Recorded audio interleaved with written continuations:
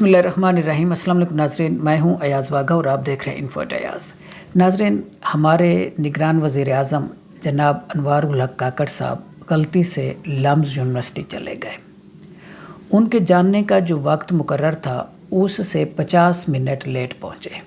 जब वो वहाँ पहुँचे तो वहाँ के जो पार्टिसिपेंट्स थे, जो शुरका थे, तालिब इल्म, उनमें से एक बच्चे ने सवाल किया कि जनाब प्राइम मिनिस्टर साहब, आप पूरे 50 मिनट लेट पहुँचे। इससे ये मालूम होता है कि आपको ना तो इल्म की कदर है और ना ही वक्त की कदर है। इस सवाल ने प्राइम मिनिस्टर साहब को कंफ्यूज कर दिया। प्राइम मिनिस्टर साहब के छक्के छुड़वा दिए और प्राइम मिनिस्टर साहब पसीनों पसीना हो गए, पानी पे पानी पीते रहे। तो उसके बाद सवालों का जो सिलसिला शुरू हुआ और तलबा ने जिस तरह से सवाल किए, ऐसे ज़बरदस्त उन्होंने सवाल किए, किसी एक सवाल का भी प्राइम मिनिस्टर साहब टू दी पॉइंट जवाब नहीं दे सके। ऐं बैं शैं करते रहे, उनको सेटिस्फाई करने की बहुत कोशिश करते रहे। अंग्रेज़ी भी बहुत बोलते रहे क्योंकि अनवारुल हक काकड़ साहब को अंग्रेज़ी बोलने का शौक़ भी वैसे बहुत ज़्यादा है और बोल भी लेते हैं माशाल्लाह। तो वो भी अंग्रेज़ी बोलकर भी उनको सेटिस्फाई करने की कोशिश करते रहे, लेकिन किसी सवाल का कोई खातिर खा वो जवाब नहीं दे सके। और जब भी किसी बच्चे की तरफ से सवाल किया जाता था तो पूरा हाल तालियों से गूंज उठता था। एक बच्चे ने सवाल किया कि जनाब वज़ीर आज़म साहब, कराची के मेयर का जब इंतखाब हो रहा था तो उसमें अक्सरियत तो थी जमात इस्लामी के पास और पाकिस्तान तहरीक इंसाफ के पास, तो मेयर तो मुंतखब होना चाहिए था इन दो जमातों में से। लेकिन उसके बाद 9 मई का वाक़या हो जाता है और 9 मई के वाक़े के बाद पाकिस्तान तहरीक इंसाफ के लोगों को गायब कर दिया जाता है। और फिर नतीजा क्या निकलता है कि पाकिस्तान पीपल्स पार्टी अपना मेयर लाने में कामयाब हो जाती है। तो ये सब कुछ किस तरह हुआ, इस सवाल का डेफिनेटली प्राइम मिनिस्टर साहब के पास जवाब नहीं था। अगर था तो वो बताना नहीं चाह रहे थे। तो उन्होंने ऐं बैं शैं की, इधर की बात उधर, उधर की बात इधर, तारीख़ बताना शुरू कर दी। तो वो कोई शुरका को और वो जो सवाल करने वाला बच्चा था उसको और बाकी जो वहाँ पे लोग बैठे थे उनको वो मुतमईन नहीं कर सके।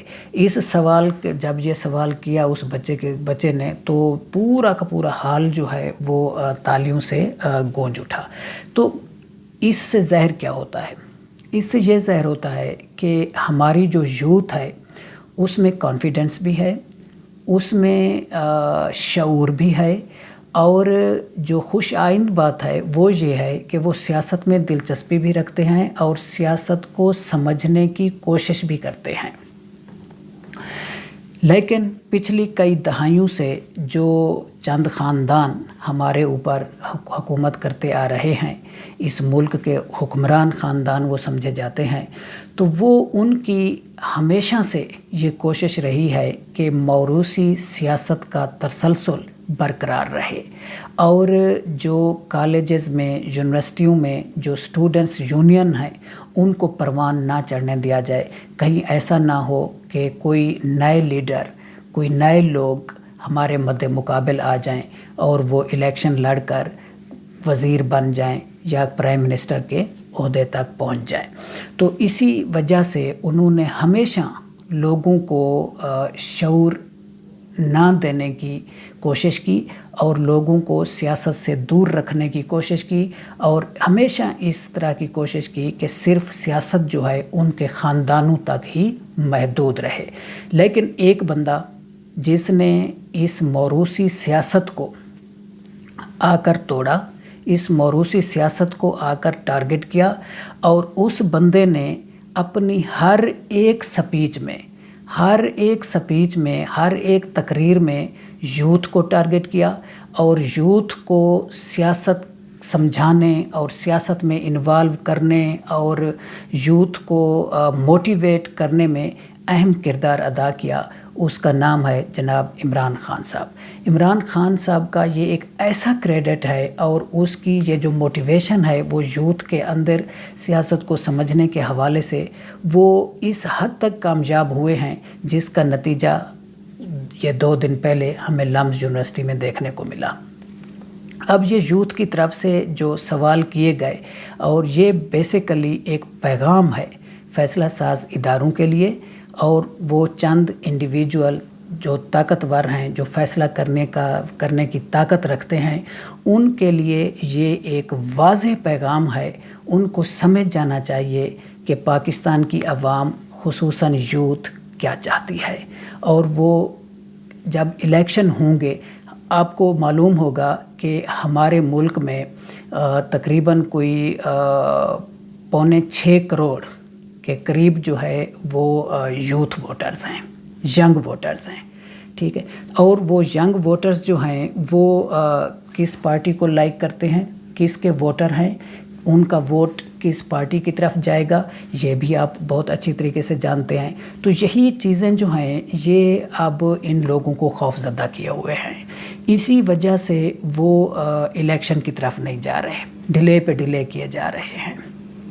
لیکن الیکشن کمیشن نے جو جنوری کے آخری ہفتے کی تاریخ دی ہوئی ہے، اور 2 3 4 5 میرے خیال میں 27 تاریخ کو ان کی ایک پریس ریلیز بھی جاری ہوئی ہے، اس میں انہوں نے دوبارہ سے کہا ہے کہ یہ جو نئی حلقہ بندیاں ہوئی ہیں ان پر ابھی اعتراضات جو جمع ہوئے ہیں تو ان کی ہیئرنگ کل سے 1 نومبر سے شروع ہو رہی ہے، تو 30 نومبر تک وہ یہ پروسیس مکمل کر لیں گے، اور اس کے بعد وہ پھر الیکشن کے شیڈول کا اعلان کریں گے۔